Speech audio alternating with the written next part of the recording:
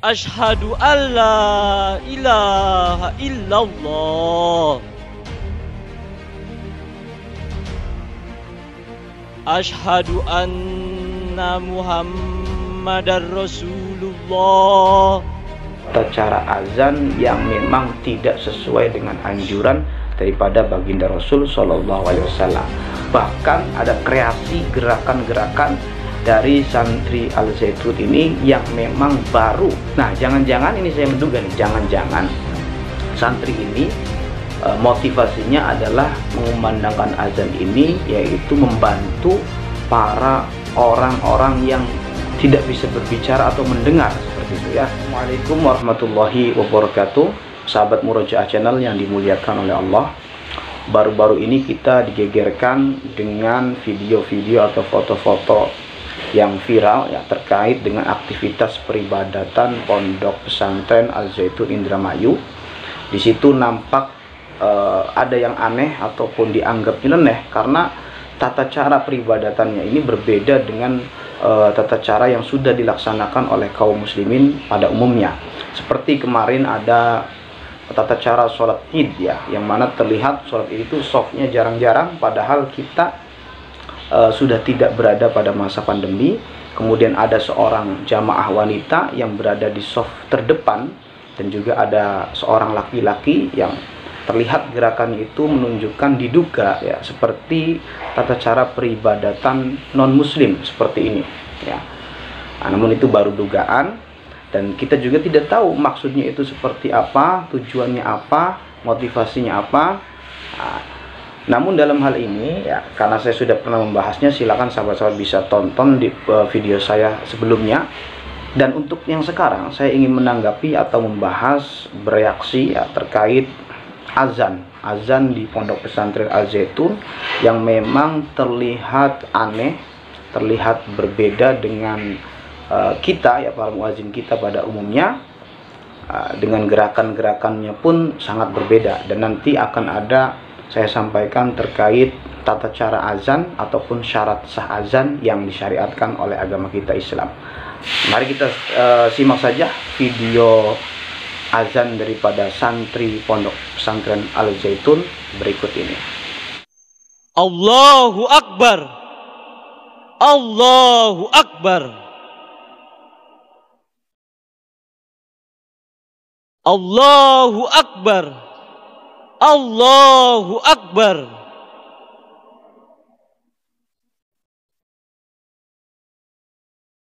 Asyhadu an la ilaha illallah. Asyhadu an la ilaha illallah. Asyhadu anna Muhammadar Rasulullah. Asyhadu anna Muhammadar Rasulullah.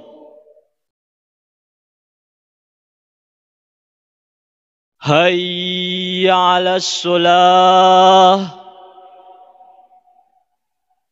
Hayya 'alas shalah.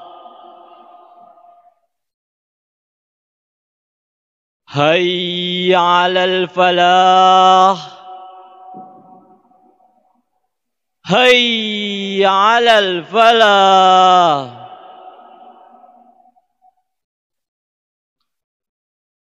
Allahu Akbar. Allahu Akbar. La ilaha illallah. Ya, itulah sahabat-sahabat, kita bisa saksikan video azan tersebut ya. Memang betul ya, terlihat gerakan-gerakannya ini tidak sesuai atau tidak disyariatkan oleh agama kita Islam. Mari kita bahas saja sahabat-sahabat untuk pembahasan terkait azan. Nanti kita koreksi ya, apakah memang sesuai dengan syariat Islam kita ataupun apakah azannya dianggap sah ya. Mari kita bahas saja. Yang pertama, saya ingin menyampaikan bahwa sedikit sejarah azan ya. Azan itu merupakan kesunahan sebelum melakukan ibadah sholat sebagai pertanda masuknya waktu sholat. Berbeda dengan umat agama lain yang memiliki tanda-tanda tertentu ya. Kalau Islam atau dalam Islam disyariatkan azan sebagai pertanda masuknya waktu sholat. Azan pertama kali disyariatkan yaitu di kota Madinah pada tahun pertama Hijriah. Dahulu pada masa Rasulullah SAW, para sahabat berpikir untuk membuat tanda masuk waktu sholat. Setelah beberapa pendapat diungkapkan, akhirnya Rasulullah memilih azan yang dihasilkan dari isyarat mimpi sahabat Abdullah bin Zaid radhiyallahu an. Azan pertama kali dilakukan atau dikumandangkan oleh sahabat Bilal bin Rabah. Nah, itu sahabat-sahabat sedikit daripada sejarah asal muasal lafaz azan ya. Selanjutnya dalam kitab Al-Fiqhul Manhaj ala Madhabi Imam Syafi'i juz 1 halaman 114 sampai dengan 116 karya daripada ulama Mustafa Al-Khin ya, dijelaskan azan memiliki beberapa syarat sah. Nah, jadi azan itu sahabat-sahabat ada syarat sahnya. Mari kita simak syarat sahnya, apakah ya santri Al Zaitun ini masuk kepada syarat sah azan tersebut seperti itu ataukah tidak. Nah, syarat sah azan yang pertama adalah azan dilakukan oleh seorang muslim. Azan yang dikumandangkan oleh non-muslim hukumnya tidak sah karena tidak mempunyai hak beribadah, khususnya ibadah sholat. Kita lihat, ini santri pasti agama Islam, jadi masuklah kriterianya. Yang kedua, tamyiz. Tamyiz itu mampu membedakan mana yang baik dan mana yang buruk. Jadi anak-anak yang belum mampu membedakan baik dan buruk maka dihukumi seperti non-muslim karena ia belum memiliki pengetahuan terkait ibadah dan juga tidak memiliki pengetahuan tentang waktu sholat dengan baik. Nah, santri ini pasti sudah tamyiz karena dia sudah bukan anak-anak lagi. Yang ketiga yaitu laki-laki. Ya, muazzin hendaknya laki-laki. Perempuan tidak sah melakukan azan bagi jamaah laki-laki, sebagaimana perempuan tidak sah mengimami laki-laki dalam sholat jamaah. Kita lihat santrinya adalah laki-laki, maka sudah masuk ya kriterianya sahabat-sahabat. Yang keempat, tartib atau berurutan, yaitu berurutan dan menyebutkan kalimat-kalimat azan sehingga tidak mengumandangkan kalimat azan secara acak. Kita lihat juga ya, santri tersebut mengumandangkan azan secara berurutan. Jadi tidak Allahu Akbar kemudian tiba-tiba hayya 'alas shalah, tidak. Secara berurutan, tidak mengacak. Jadi sudah masuk kriteria atau syarat sah yang keempat ini. Yang kelima yaitu berturut-turut atau tidak ada waktu pemisah yang cukup lama antara kalimat satu dengan kalimat azan selanjutnya. Kita lihat santri tersebut juga mengumandangkan azan tidak ada pemisah, jadi berkesinambungan ya, berturut-turut Allahu Akbar dan seterusnya. Itu syarat sah yang kelima, sudah masuk kriteria nih ya santri Al Zaitun ini. Selanjutnya syarat sah yang keenam adalah mengumandangkan azan dengan suara yang keras sehingga tidak cukup mengumandangkan azan dengan suara lirih atau berbisik. Hal ini berdasarkan hadis Nabi sebagaimana berikut: farfa' sautaka bin nida'i fa innahu la yasma'u mada sautil muadzini jinnun wala insun wala syai'un illa syahidalahu yaumal qiyamah. Yang artinya, keraskan suaramu saat azan karena sesungguhnya tidak ada manusia, jin atau suatu hal lain yang mendengar ujung akhir suara muazzin kecuali ia menjadi saksi bagi muazzin tersebut di hari kiamat nanti. Hadis riwayat Bukhari. Nah, kita lihat santri ini pun ya menggunakan atau mengeraskan suaranya, apalagi dibantu dengan mikrofon. Jadi sudah masuk nih syaratnya. Yang ketujuh, masuk waktu sholat. Jadi seorang muadzin tidak sah kecuali telah masuk waktu sholat. Hal ini berdasarkan hadis idza hadarat as-sholatu falyu'adzin lakum ahadukum. Jika datang waktu sholat maka azanlah salah satu dari kalian untuk kalian mengerjakan sholat berjamaah. Berdasarkan hadis tadi atau yang saya bacakan tadi, tidak diperkenankan mengumandangkan azan sebelum masuk waktu sholat menurut ijma' atau kesepakatan ulama, kecuali sholat subuh. Nah, ini ada pengecualian sahabat-sahabat ya. fala yasihhu qablahu bil ijma'i illa fi subhi fa innahu yajuzu min nisfil laili lima sayati fi sunanil adhani. Maka tidak sah azan sebelum masuk waktu sholat berdasarkan ijma' kecuali saat sholat subuh, karena diperbolehkan azan pada waktu tengah malam sebagaimana hadis yang dijelaskan dalam pembahasan terkait kesunahan azan. Nah, jadi boleh nih azan sebelum masuk waktu sholat kecuali untuk sholat subuh ya, karena sholat subuh ini ada 2 azan sahabat-sahabat, nanti ada penjelasannya juga. Dan kita lihat video tersebut juga sudah masuk azan ya, karena saya lihat videonya ini itu terlihat nampak ketika melaksanakan sholat Jumat ya, sholat Jumat berjamaah, dan terlihat sudah masuk waktu sholatnya.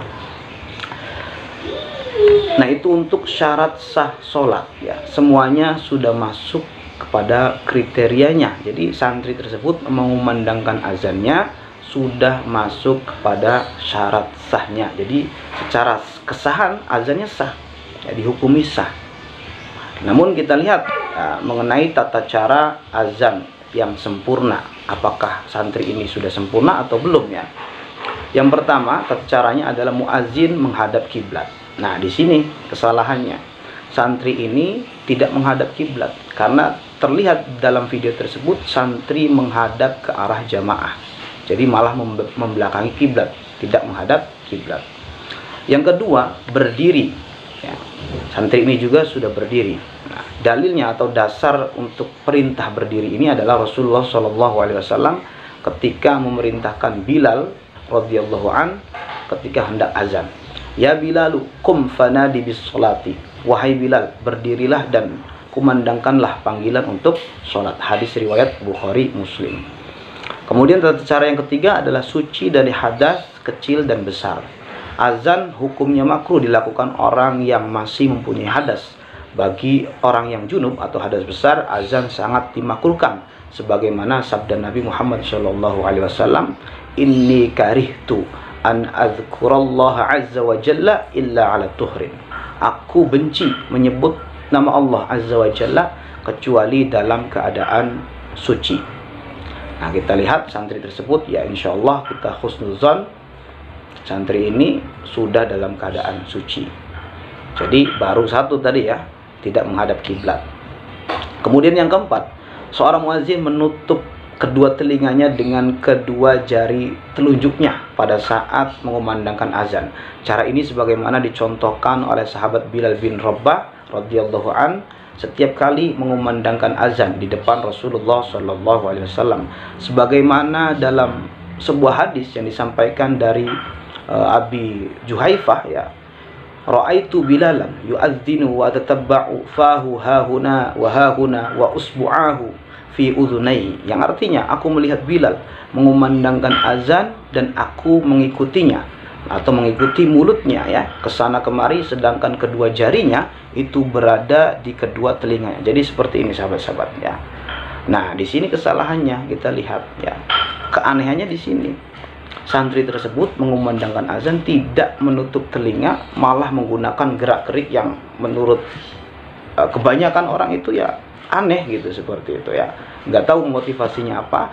Nah, tentunya belum ada klarifikasi daripada pihak pondok pesantren Al Zaitun tersebut.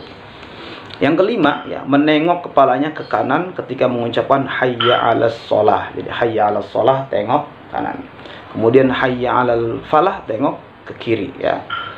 Menengoknya ini dimaksudkan bukan seluruh tubuhnya tapi hanya kepalanya saja ya, berdasarkan hadis Nabi SAW an Abi Juhaifah annahu ra'a Bilalan yu'adzin faja'altu atatabba'u fahu hahuna wa hahuna bil adhani, yang artinya kemudian aku melihat dengan seksama mulutnya dan aku azan dengan menoleh ke kanan saat mengucapkan hayya 'alas shalah dan menoleh ke kiri saat mengucapkan hayya 'alal falah. Jadi hayya 'alas shalah seperti itu ya, tengok ini aja apa kepalanya saja. Kemudian hayya 'alal falah tengok ke kiri. Jadi bukan malah hayya 'alas shalah seperti ini ya. Nah, itu dari sini kita sudah melihat ya perbedaannya di situ. Kemudian yang keenam ada yang namanya tarji' atau mengulang dua kalimat lafaz syahadat dalam azan. yaitu muazin mengucapkan kedua syahadat dalam azan secara lirih terlebih dahulu, baru kemudian mengucapkan dengan keras sebagaimana cara azan yang diajarkan oleh Rasulullah SAW kepada sahabat Abu Mahdzur ya radhiyallahu an. Hadis ini berdasarkan hadis riwayat Muslim. Jadi sebelum asyhadu alla ilaha illallah itu baca dulu asyhadu alla ilaha illallah, baru kemudian asyhadu alla ilaha illallah, seperti itu ya. Itu disunahkan seperti itu. Yang ketujuh, tafwid, yaitu mengucapkan as-salatu khairum minan naum sebanyak 2 kali setelah mengucapkan hayya 'alal falah ketika azan salat subuh, hadis riwayat Abu Dawud. Yang kedelapan, azan disunahkan dikumandangkan oleh orang yang memiliki suara bagus agar menarik simpati dari masyarakat dengan harapan masyarakat tergerak untuk menuju masjid sebagaimana sabda Rasul sallallahu alaihi wasallam ya. Hadis riwayat Abu Dawud dan selainnya. Innaha la ra'ya haqqun insyaallah. Faqum ma'a Bilalin fa'alqi alaihi ma ra'aita falyu'adzin bihi fa innahu anda sautan minka. Sesungguhnya mimpimu Abdullah bin Zaid radhiyallahu an tentang lafaz azan adalah mimpi yang benar insyaallah. Maka berdirilah bersama Bilal, ajarkan lafal azan yang kamu mimpikan itu kepadanya, dan hendaklah Bilal azan dengannya, sebab Bilal lebih keras atau lebih baik suaranya daripada kamu. Nah, kita lihat santri ini memang suaranya keras ya. Nah, apalagi dibantu dengan mikrofon, dan mungkin juga santri ini sedang belajar ya. Kita husnuzan saja ya. Namun di sini yang anehnya, biasanya itu kan ada nada azan, tapi ini terlihat seperti jihad, Allahu Akbar ya, seperti pidato. Nah, ini yang mungkin dianggap aneh atau nyeleneh seperti itu ya. Yang kesembilan, azan sunnahnya dilakukan oleh orang yang berakhlak baik dan terpercaya. Hal ini karena mempengaruhi kepercayaan masyarakat apakah benar-benar sudah masuk waktu sholat atau belum ya. Yang ke-10, tata cara azan yang ke-10 adalah tidak tamtid atau memanjangkan dan melagu-lagukan lafal-lafal azan secara berlebihan, karena hukum tamtid itu adalah makruh ya. Jadi kalau ada orang azan yang lagamnya itu berlebihan ya, Allahu Akbar, Allahu Akbar, nah itu nggak boleh tamtid ya. Nah, santri ini bukan malah tamtid ya, malah justru santri ini ya to the point saja gitu, Allahu Akbar, Allahu Akbar ya. Tidak ada lagu sama sekali ya. Harusnya ya memang lebih enaknya itu ada lagunya, tapi tidak berlebihan. Yang ke-11, khusus sholat subuh sunnah dilakukan oleh 2 muadzin. Nah, ini untuk sholat subuh ya. Satu orang azan sebelum masuk waktu fajar atau sebelum subuh, dan satunya sesudah masuk waktu sholat subuh. Yang ke-12, bagi orang yang mendengarkan azan disunahkan untuk diam, khusyuk, mengikuti dan menirukan bacaan azan tepat setelah muazin, kecuali ketika hayya 'alas shalah dan hayya 'alal falah, maka disunahkan mengucapkan la haula wala quwata illa billah. Yang ke-13 yaitu mengumandangkan azan dengan tartil dan benar sesuai ilmu tajwid. Azan merupakan pemberitahuan untuk orang-orang yang belum hadir di tempat salat, maka azan dengan tartil lebih efektif dalam memberitahukan mereka. Nah, jadi harus tartil dan sesuai tajwid. Nah, mari kita perhatikan contohnya ya, misalkan yang sering sekali diabaikan oleh banyak orang seperti asyhadu alla. Nah, itu asyhadu alla itu mad jaiz munfasil, harus panjang ya, 5 harokat. Asyhadu alla ilaha illallah, seperti itu ya. Nah, ini malah asyhadu alla ilaha illallah ya. Kita lihat gerakannya pun ya aneh, bacaannya pun ya menurut saya ya kurang tepat juga seperti itu.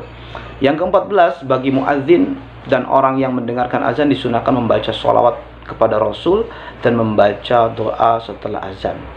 Jadi setelah azan selesai la ilaha illallah baru baca sholawat Allahumma sholli ala Sayyidina Muhammad, baru kemudian baca doa Allahumma rabbaha dihidda wa titamah. Nah, itu sahabat-sahabat ya. Jadi kesimpulannya adalah santri Al-Zaitun ini ketika mengumandangkan azan sudah sesuai ataupun masuk syarat sahnya, namun ada beberapa tata cara azan yang memang tidak sesuai dengan anjuran daripada baginda Rasul Shallallahu Alaihi Wasallam. Bahkan ada kreasi gerakan-gerakan dari santri Al Zaitun ini yang memang baru dilakukan. Nah, ini berbahaya sekali untuk tata cara peribadatan agama Islam kita, khususnya di bidang azan ini ya. Jangan sampai dibiarkan ya. Kalau bisa MUI segera mengklarifikasi ini sehingga tidak timbul adanya orang-orang yang mengikuti tata cara seperti ini, apalagi viral di video seperti itu ya. Nah, namun kesimpulannya silakan sahabat-sahabat komentar bagaimana kesimpulannya mengenai tata cara azan yang dikumandangkan oleh santri Pondok Pesantren Al Zaitun Indramayu ini. Nah, jangan-jangan ini saya menduga nih, jangan-jangan santri ini motivasinya adalah mengumandangkan azan ini yaitu membantu para orang-orang yang tidak bisa berbicara atau mendengar seperti itu ya. Mungkin seperti itu. Oke, kita lihat saja gerakan azan untuk orang yang tidak bisa mendengar. Seperti ini videonya. Allahu Akbar, Allahu